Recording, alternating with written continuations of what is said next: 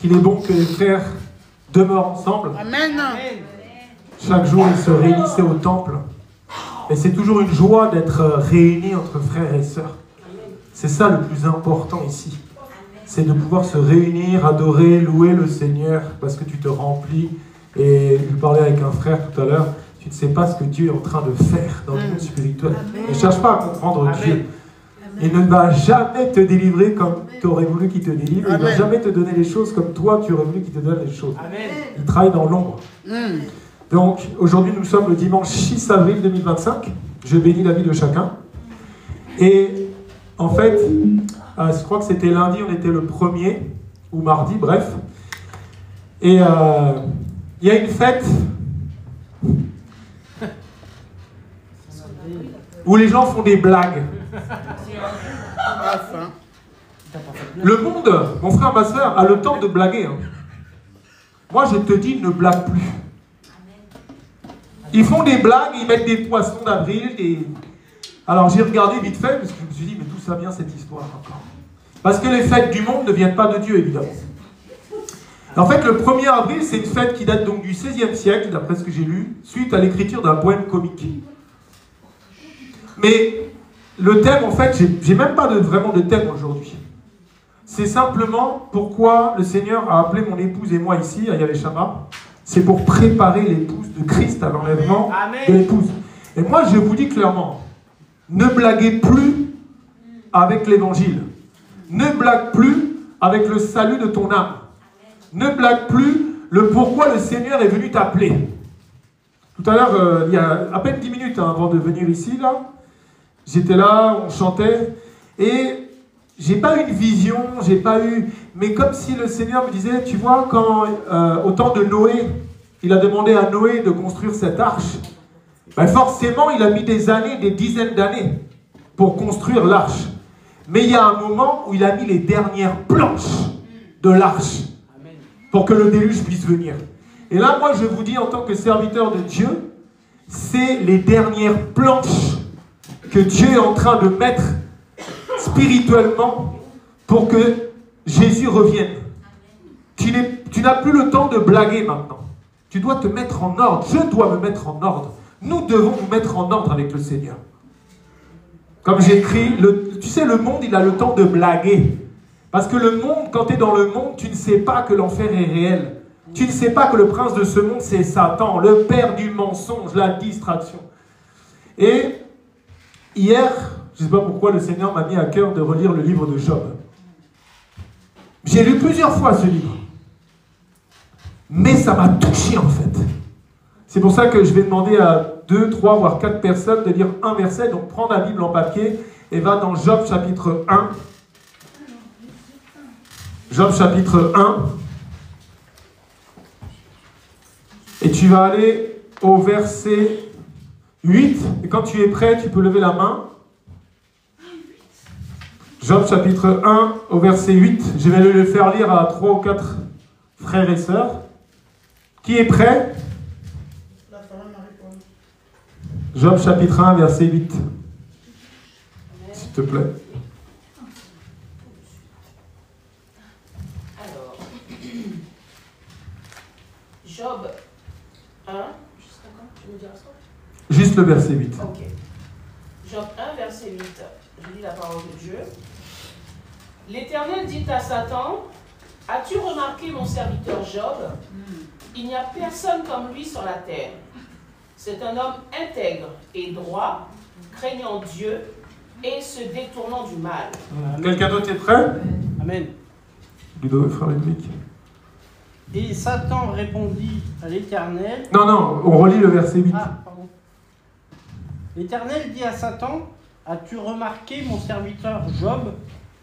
Il n'y a personne comme lui sur la terre. C'est un homme intègre et droit, craignant Dieu et se détournant du mal. Une dernière personne qui... Personne le bien. L'Éternel dit à Satan, as-tu remarqué mon serviteur Job? Il n'y a personne comme lui sur la terre.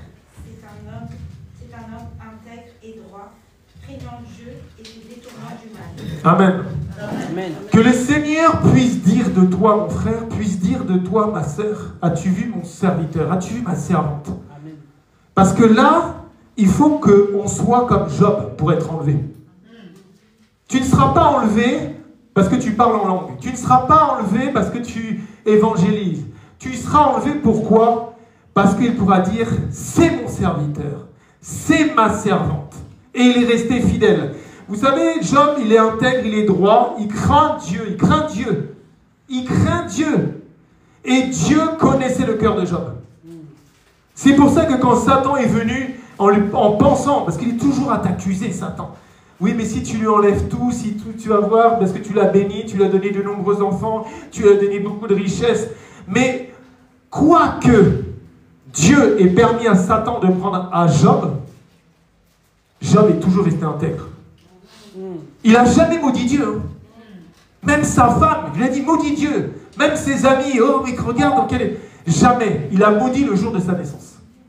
Mais il n'a pas maudit Dieu. Mon frère, ma soeur, aujourd'hui quand tu vas sortir de cette salle, tu vas comprendre ce que c'est d'être un serviteur. Nous sommes serviteurs. Nous sommes appelés à le servir. Nous ne sommes pas appelés à rester dans le monde. Nous ne sommes pas appelés à être tièdes. Si tu es chrétien et que tu t'es amusé à faire le poisson d'avril et des blagues, pose-toi des questions. Tu n'as plus le temps de blaguer. Tu es appelé pour servir l'Éternel des armées. Et pendant que je préparais ça cette semaine, parce qu'on a beaucoup couru, hier, je relisais ça, Job. J'ai dit, mais voilà ce qu'on doit être. Parce qu'il faut que Dieu puisse dire encore une fois. Moi, quand Dieu me dit, tu es mon serviteur, Julien, là, je me sens heureux. Mais quand il me dit, Julien, pourquoi tu n'as pas fait ce que je t'ai demandé de faire? N'oubliez jamais quelque chose, frères et sœurs, tu ne peux pas enlever un seul iota de la parole de Dieu. Vous allez avoir l'impression que je me répète ici. Parce que c'est vrai que quand je prêche, le dimanche, des fois, je me dis, mais Seigneur, j'ai l'impression que je radote. Mais quand tu regardes les lettres de Paul, il disait, je ne me cesse de vous répéter toujours les mêmes choses. Parce qu'il faut que ça rentre dans notre crâne. Il faut que ça rentre dans notre conscience. Qu'on ne sera pas enlevé parce que tu as rencontré Jésus. Tu seras enlevé parce que tu es resté intègre à Jésus. Tu seras enlevé parce que tu as mené le bon combat de la foi. Tu seras enlevé parce que tu as mené la course jusqu'au bout. Parce que tu es violent et tu es violente dans les choses de Dieu.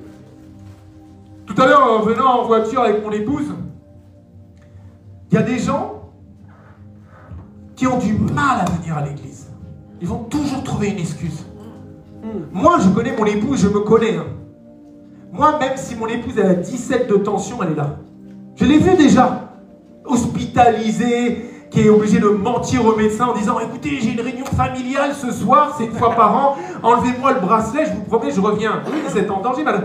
Non, je dois aller à cette réunion familiale. Elle vient, elle prie, pendant 2 heures, elle repart. Amen. Dieu me voit. Hein.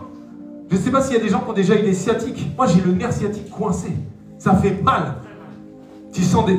Mais j'ai dit, Seigneur, moi je vais là. Parce que tu as dit, je te sers, tu me guériras. Donc guéris-moi en ton temps. Amen. Et moi, je dois aller prêcher. Amen. Même hier, j'avais tellement mal que j'ai dit à mon épouse, prépare quand même une prédication parce que je ne sais pas si je vais pouvoir tenir debout.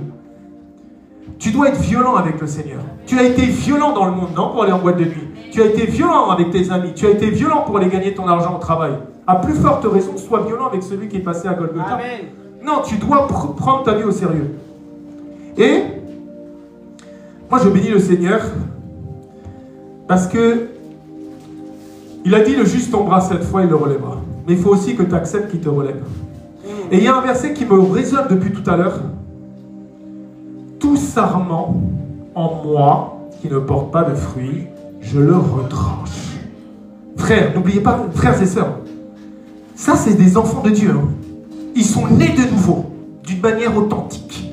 L'eau, la parole et le Saint-Esprit, ils ont été révélés.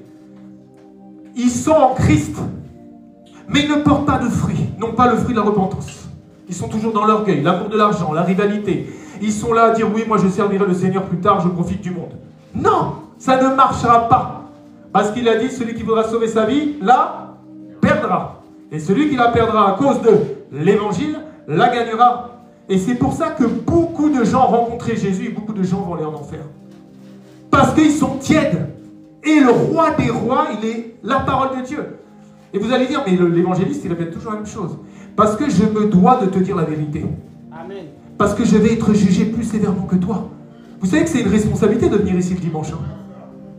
Moi, je vais être jugé plus sévèrement que vous tous. Parce que je vais me retrouver devant le tribunal de Christ. Et Jésus va me demander des comptes. Et il va me dire dans Jacques chapitre 3, verset 1, qu'est-ce que je t'ai dit, Julien? Ne soyez pas un grand nombre à enseigner, car vous serez jugés plus sévèrement. Je ne peux pas blaguer de ce qui sort de ma bouche.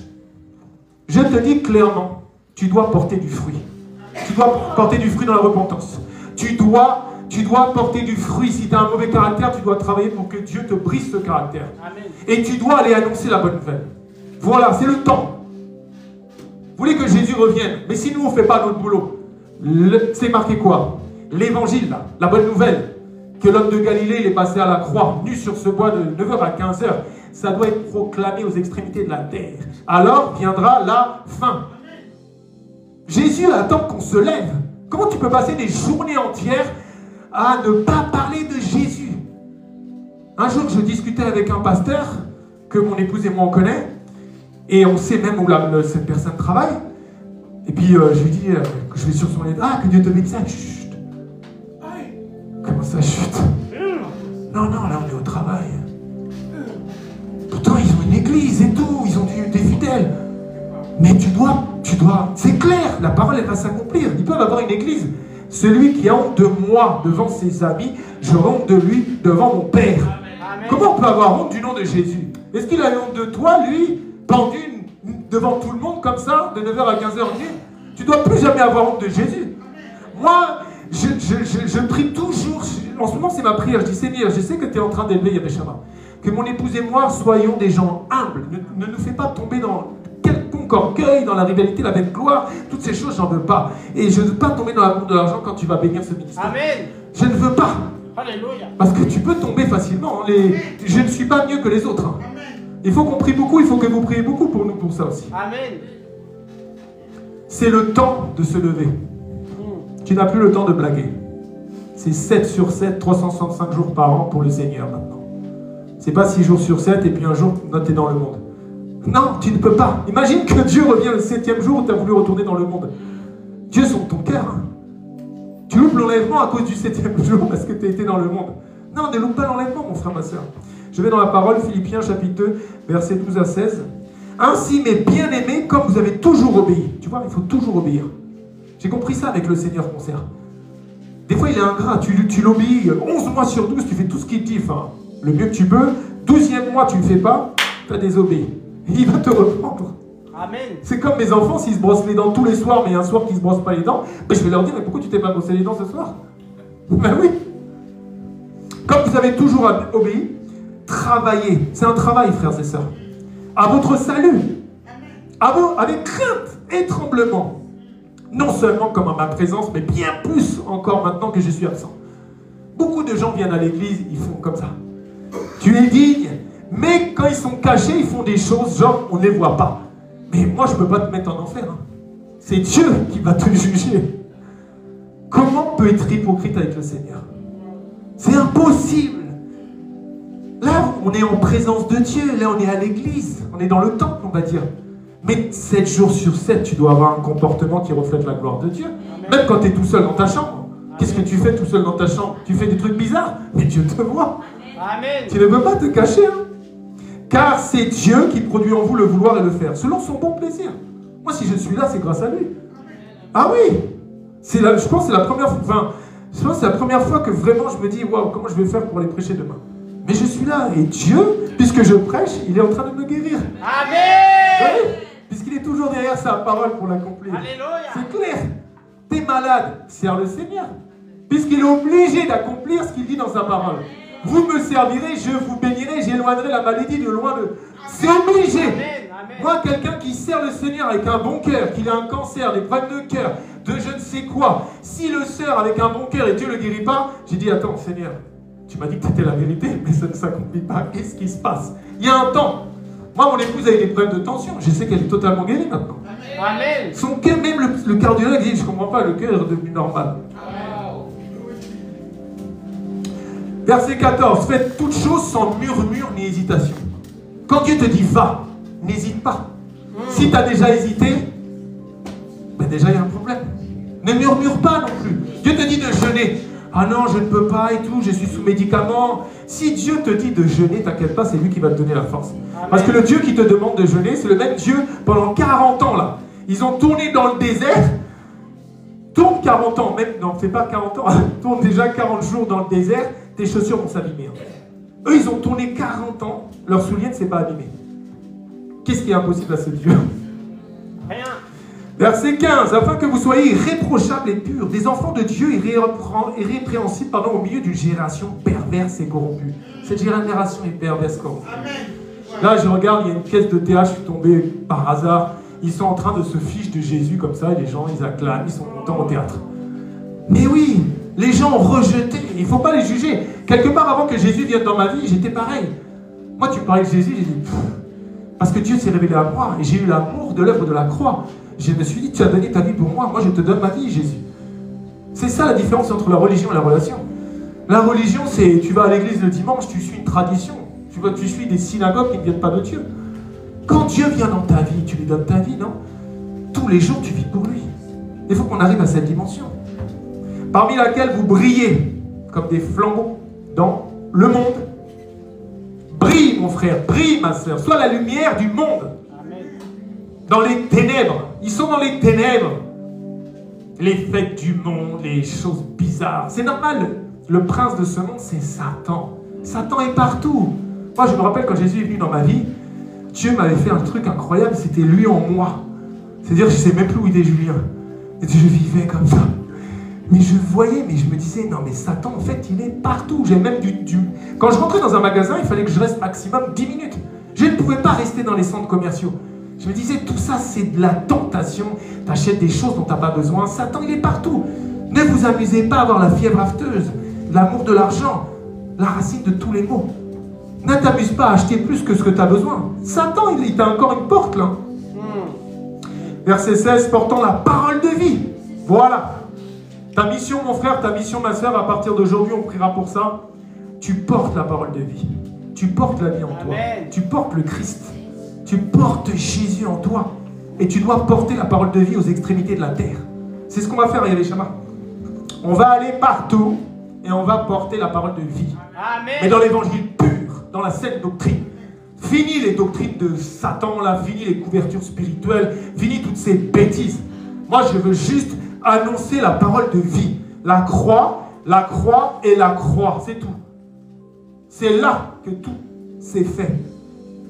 Verset 16, donc portons la parole de vie, et je pourrais me glorifier au jour de Christ de n'avoir pas couru en vain ni travaillé en vain. L'apôtre Paul travaillait beaucoup. Hein. L'apôtre Paul, mon frère, ma soeur, plus je lis ses lettres, j'ai dû lire peut-être 50, 100 fois ses lettres. Il a beaucoup couru, l'apôtre Paul. Il a beaucoup travaillé. Imagine un homme qui dit, moi, j'ai pas le temps d'avoir de femme. Si tu peux, pour travailler comme moi je travaille, n'aie pas de femme. Tu vas perdre du temps. Je te dis pas de ne pas te marier. Mais Paul, il était à une dimension quand même. Pour que lui-même dise, si tu peux, reste comme moi. Mais si tu brûles, au lieu de tomber dans la fornication et dans toutes ces choses-là, marie-toi. Petite parenthèse, tu ne peux pas coucher hors mariage. Tu dois te marier dans la volonté de Dieu pour après avoir des relations. Amen. Tu dois te marier. Donc c'est très important qu'aujourd'hui, parce qu'en plus aujourd'hui on va prendre la Sainte Seine pour se remémorer de ce que Jésus a fait par amour pour nous il y a environ 2000 ans au lieu du crâne jusqu'à son glorieux retour qui ne va pas tarder. Il est marqué dans Luc chapitre 5 au verset 10, il en était de même de Jacques et de Jean, fils de Zébédée, les associés de Simon. Alors Jésus dit à Simon, ne crains point, désormais tu seras pêcheur d'hommes. Maintenant je vais vous faire un petit témoignage, mon témoignage, un de mes témoignages. Comme beaucoup savent, j'ai été dans la restauration traditionnelle pendant 25 ans. Et quand Jésus m'a dit, vends ton restaurant, tu vas travailler pour moi. Ça fait peur, hein. T'imagines, personne n'est né de nouveau autour de toi, que ce soit tes amis, ta famille. Et je me rappelle très bien de ce jour, je suis tombé en larmes. Parce que moi, j'avais un restaurant qui fonctionnait bien. Je connaissais bien mon métier. Tout le monde me connaît à Paris en tant que restaurateur. Parce que j'avais un restaurant avec beaucoup d'articles. Et je me suis mis à genoux dans ma chambre, j'ai pleuré. Et j'ai dit, Seigneur, mais j'ai peur. Comment je vais commencer? Qu'est-ce que je vais faire? Personne ne me croit autour de moi. Et J'ai ouvert la Bible et je suis tombé exactement sur ce verset-là. Mais Dieu ne m'a pas fait lire le verset en entier. Il m'a juste fait lire ça. Ne crains point, désormais tu seras pécheur d'âme. Mon frère, ma soeur, ne crains plus. Parce que tu es pécheur et pécheur. Tu vas pécher les âmes aujourd'hui. Et demain et tous les jours que Dieu te permet de vivre. C'est le pourquoi Dieu t'a appelé à aller annoncer la bonne nouvelle. Tu sais, les gens se meurent. Les gens vont en enfer par millions. Quand tu prends des tramways là, quand tu te balades dans la rue, qui connaît Jésus ici? Qui est né de nouveau? Qui est enfant de Dieu? Qui a son nom inscrit dans le livre de la vie en France? C'est ton boulot. Dieu a tout changé avec 12 personnes. Nous sommes plus que 12 dans cette salle.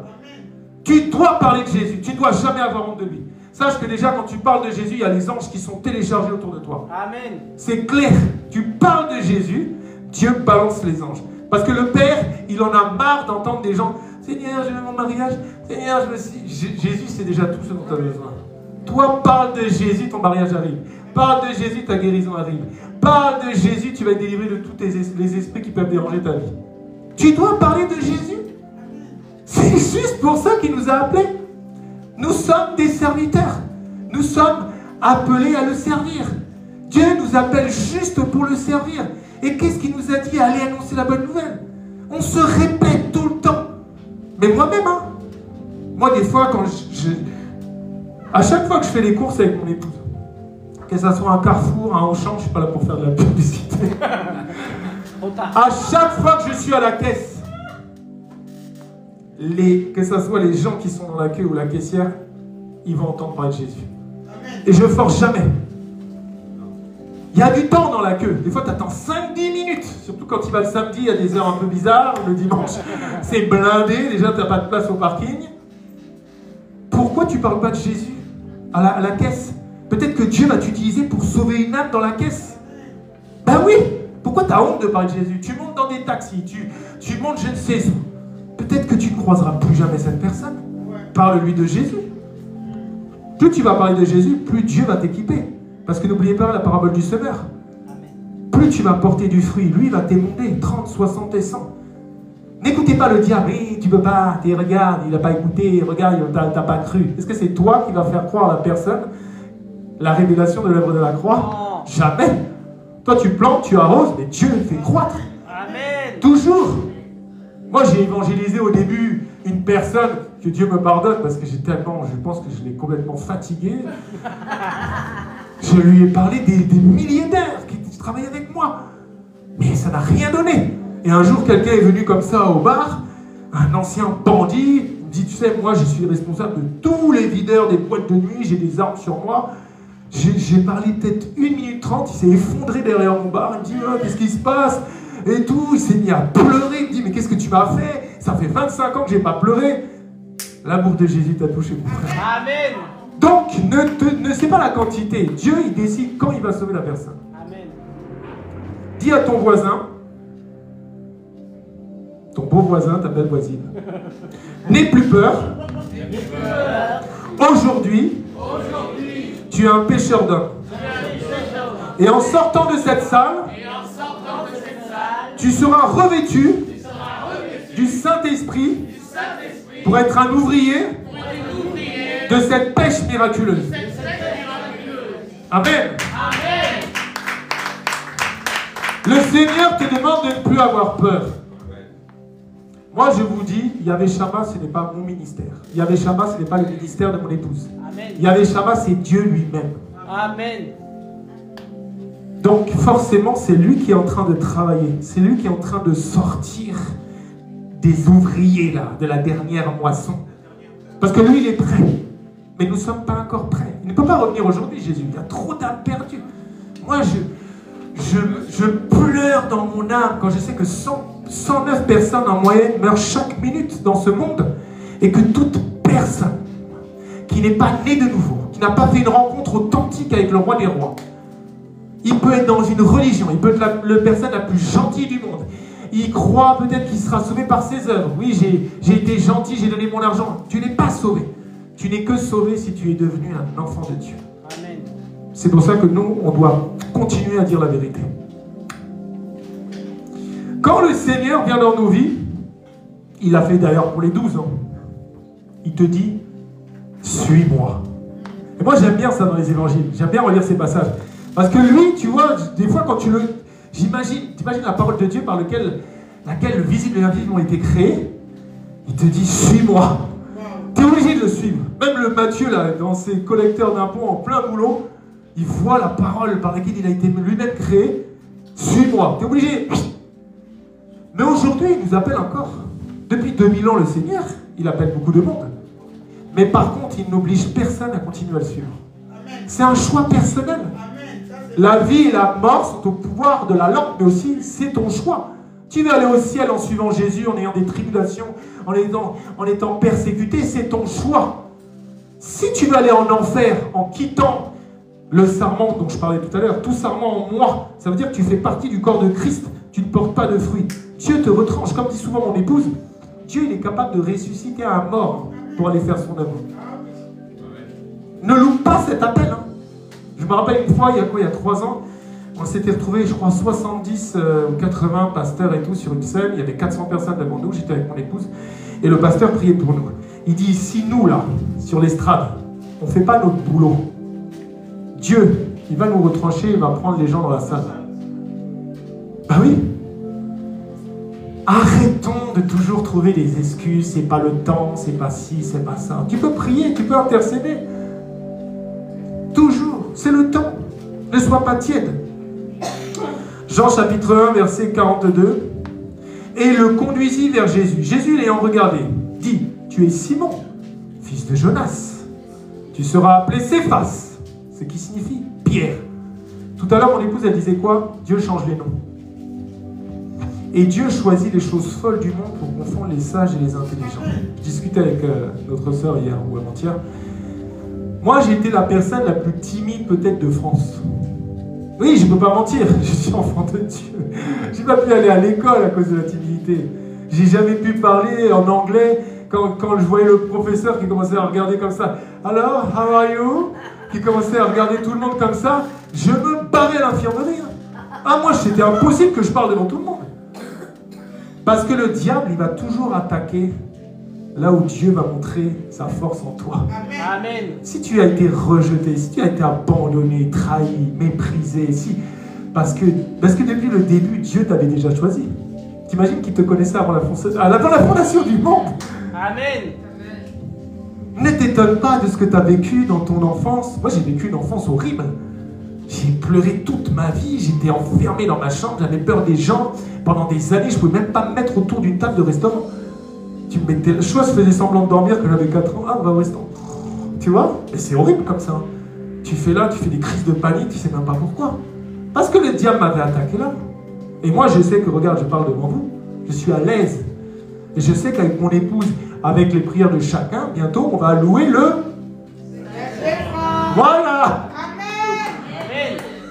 Et ça ne sera plus pour déclarer les choses du monde. Ça sera pour proclamer la bonne nouvelle. Et il y aura des miracles, des signes et des prodiges. Parce que Jésus va travailler avec nous. Les paralytiques se lèveront. Les aveugles verront. Les cancers vont dégager. Et ceux qui sont dans les ténèbres, dans des prisons de la sorcellerie, de l'occultisme, ils vont être libérés. Amen. Parce que crois-le. Moi je le crois. Crois-le avec moi. Amen. Tu es de cette équipe. Amen. Tu n'es pas là pour rien. Dieu change ton nom. Peut-être les gens ils t'appelaient ah les timides, ah les nani, ah je sais pas quoi. Comment ils t'appelaient le monde? Dieu il t'appelle la créature merveilleuse, Amen. La prunelle de ses yeux, le guerrier. Fortifie-toi et prends courage, il a dit. Ne dis pas que tu es un enfant. Jérémie, les gens ils disaient mais je suis un enfant. Pourquoi ils disaient ça? Parce que les gens disaient tu es un enfant. Non, ne dis pas tu es un enfant. Ne dis pas Dieu te voit autrement. Moi, je sais que je suis un guerrier de l'Éternel. Je sais que vous êtes des guerriers en formation ici. Amen. C'est le temps de Yahvé Shammah. Ce n'est pas des blagues. Dieu n'est pas un homme pour mentir. Et gloire à Dieu, je bénis tellement la vie de mon épouse, parce que la parole de Dieu dit, faites confiance en l'Éternel, vous serez affermis. Faites confiance en ses prophètes, vous réussirez. Et moi, Dieu m'a mis son prophète à côté de moi en tant qu'épouse. Moi, j'ai du bol. Hein. Amen. Non, mais c'est vrai. Des fois, même quand elle dort, Jésus nous parle. Amen. J'ai dit, il parle tout le temps. Ne t'arrête pas de parler. Donc peut-être que ce midi, tu es venu encore dans cette salle, tu avais peur, tu avais encore honte de parler de Jésus, mais moi je te dis, c'est fini aujourd'hui. Tu vas parler de Jésus. Vous savez, il change les noms, comme j'ai dit, il a changé Abraham. Il change les noms. Il a changé Saoul de Tarse, le violent, là, le colérique, là, celui qui tuait les gens, en l'apôtre Paul, qui parle de l'amour de l'épouse de Christ. Tout le temps, il parle de l'amour. Ayez l'amour, soyons dans le même esprit. Dieu change. Et Simon-Pierre, moi j'ai vraiment hâte aussi, bon, je vais voir Jésus là-haut, dans son corps glorieux, mais j'ai vraiment hâte de voir Simon-Pierre aussi. Parce que je me dis, pendant 3 ans et demi, il a été à côté du maître. Lui qui était là, sûr de lui. Jamais je te renierai. Peut-être les 11 autres, ils vont te renier. Hein. Moi, non. Moi, jamais. Moi, je suis prêt à mourir pour toi, Jésus. Et lui... Attends, je vais lire le passage. Matthieu 26, 69 à 74. Cependant, Pierre était assis dehors dans la cour. Une servante s'approcha de lui et dit, « Toi aussi tu étais avec Jésus le Galiléen. » Mais il le nia devant tous, disant, « Je ne sais pas ce que tu veux dire. » Lui qui, il y a peut-être 3-4 jours avant, il disait, « Non, mais moi jamais je vais te renier. Non, jamais. Regarde, jamais. Devant tous, je ne sais ce que tu veux dire. » Verset 71. Comme il se dirigeait vers la porte, une autre servante le vit et dit à ceux qui se trouvaient là, « Celui-ci était aussi avec Jésus de Nazareth. » Il le nia de nouveau, avec serment en plus. Carrément, il est en train de jurer. Ne rejette jamais Jésus. Hein. Amen. Même si le monde il veut te trucider, dis, moi je suis avec Jésus. Moi c'est lui qui m'a sauvé, c'est lui qui m'a délivré, c'est lui qui m'a libéré, c'est lui qui m'a sorti de 40 ans de dépression, qui m'a libéré de 20 ans de médicamentation, c'est lui qui m'a donné mon épouse, c'est lui qui protège mes enfants. C'est lui qui est tout pour moi. Moi je ne suis rien sans Jésus. Amen. N'ai jamais honte de parler de Jésus. Il le nia de nouveau avec serment et dit, je ne connais pas cet homme. Verset 73. Peu après, ceux qui étaient là, s'étant approchés, dirent à Pierre, certainement tu es aussi de ces gens-là, car ton langage te fait reconnaître. Ça c'est important aussi. Alors il se mit à faire des imprécations. Imagine, et à jurer, je ne connais pas cet homme. Aussitôt le coq chanta. Combien de gens sont retournés dans le monde en niant ce que Jésus a fait dans leur vie? Tu ne dois jamais. J'ai marqué, ce n'est plus le temps, mon frère, ma soeur, de laisser le temps là, au coq de chanter, alors que tu n'as même pas proclamé encore le nom de Jésus partout où tes pierres t'ont amené. Ce n'est plus le temps. Tu es un témoin de cette génération. Et nous tous ici présents, si tu es né de nouveau, si tu es enfant de Dieu, tu as un témoignage à donner au monde entier. Amen. C'est clair. Je vous connais tous. Il y en a que je connais mieux que d'autres. Mais vous avez tous un témoignage. Vous avez tous quelque chose à dire. Amen. Et c'est à travers votre témoignage, c'est à travers le cœur à annoncer ce témoignage que des âmes seront sauvées par milliers et millions. C'est clair. Luc chapitre 9 verset 26, c'est ce que j'ai dit tout à l'heure. Car quiconque aura honte de moi et de mes paroles, le Fils de l'homme aura honte de lui, quand il viendra dans sa gloire et dans celle du Père et des saints anges.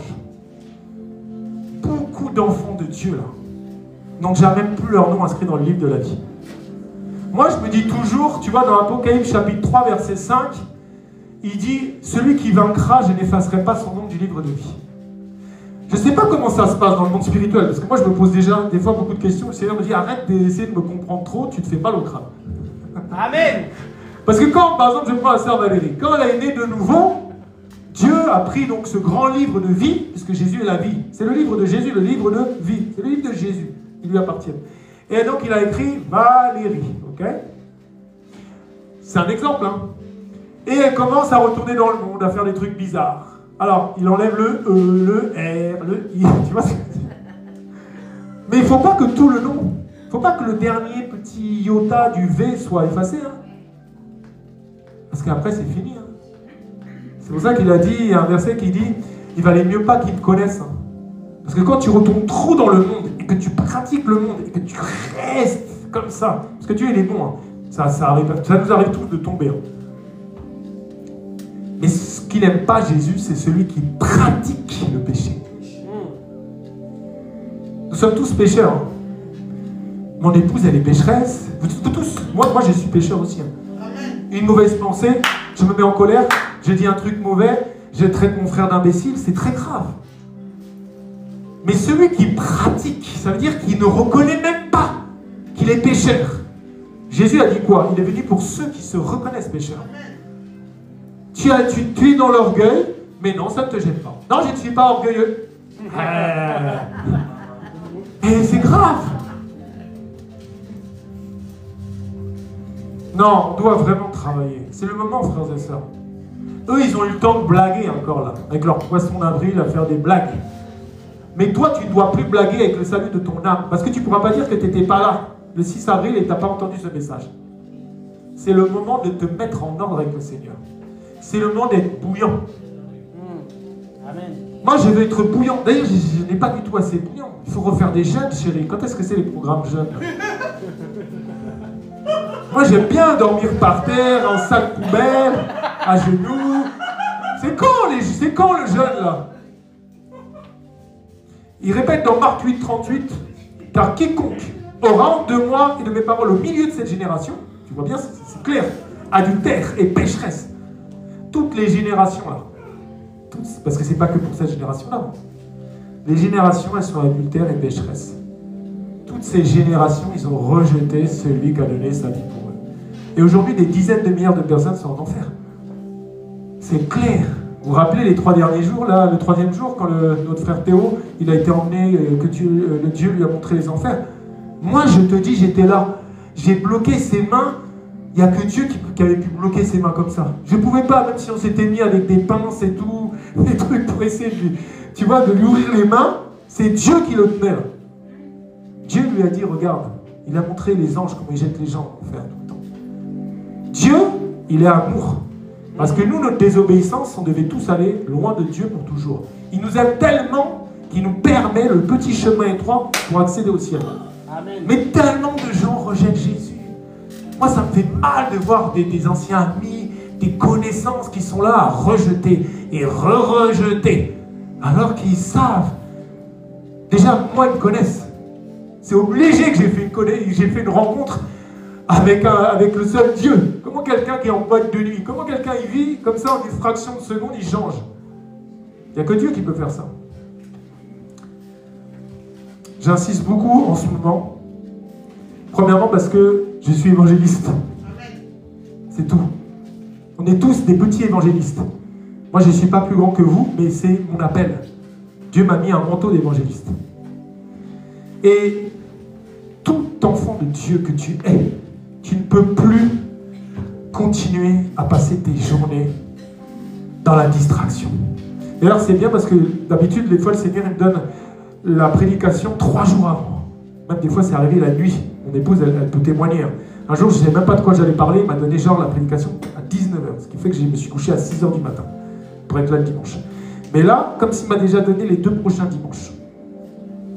Et je vais parler de beaucoup de la distraction. Amen. Sois concentré dans les choses de Dieu. Le diable, il nous distrait trop. Même hier soir, j'étais en train de lire Job. J'avais les 2 téléphones, le téléphone de l'église et mon téléphone. Tac, j'ai commencé à regarder. Première fois, j'ai dit, mais qu'est-ce que c'est que cet esprit? J'ai l'esprit supérieur à cette histoire ou non? J'étais là sur le lit.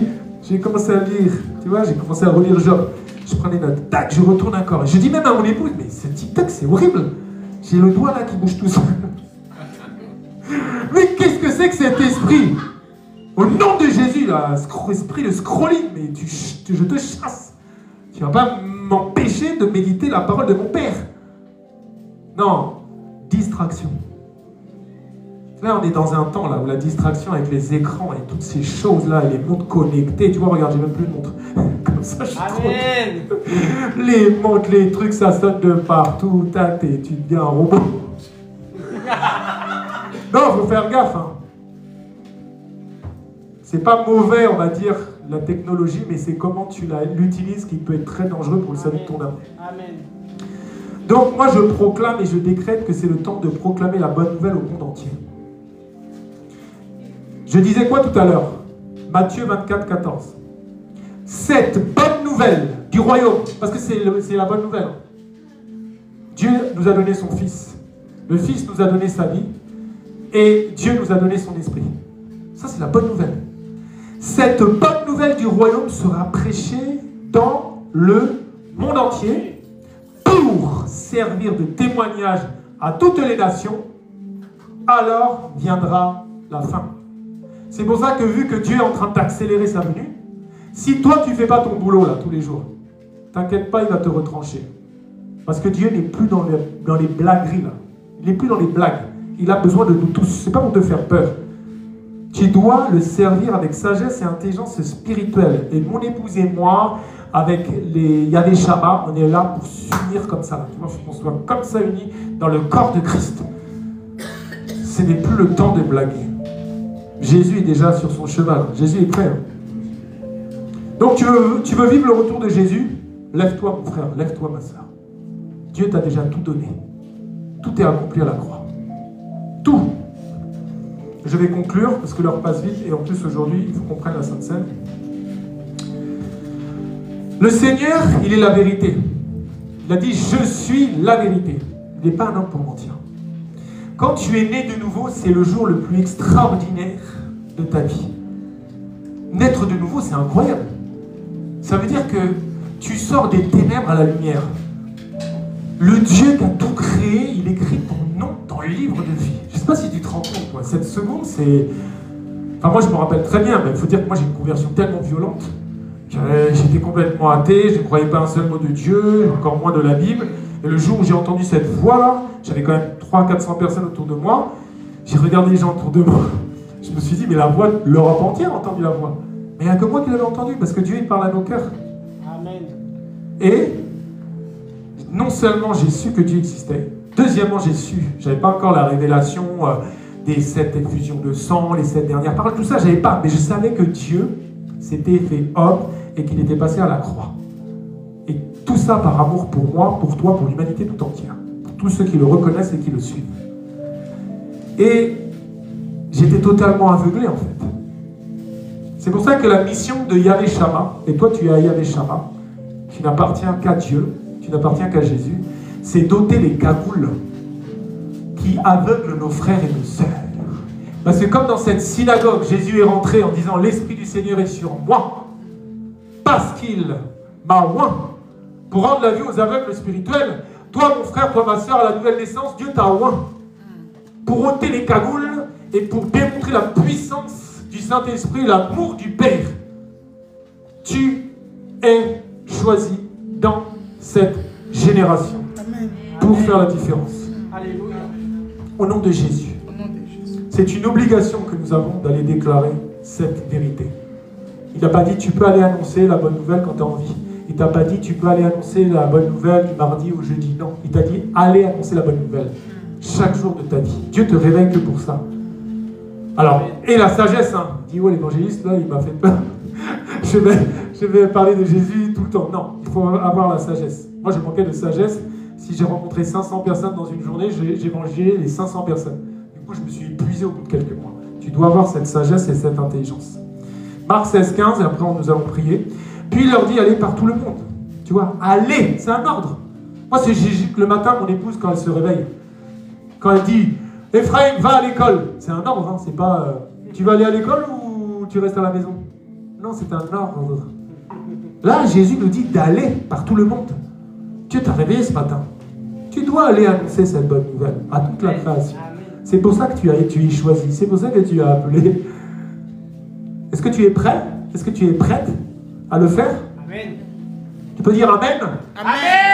Mais Dieu va voir ton cœur. Donc dis Amen avec ta bouche et Amen avec ton cœur. Alléluia. Amen. On ne peut pas mentir à Dieu. Alléluia. Dieu voit ton cœur.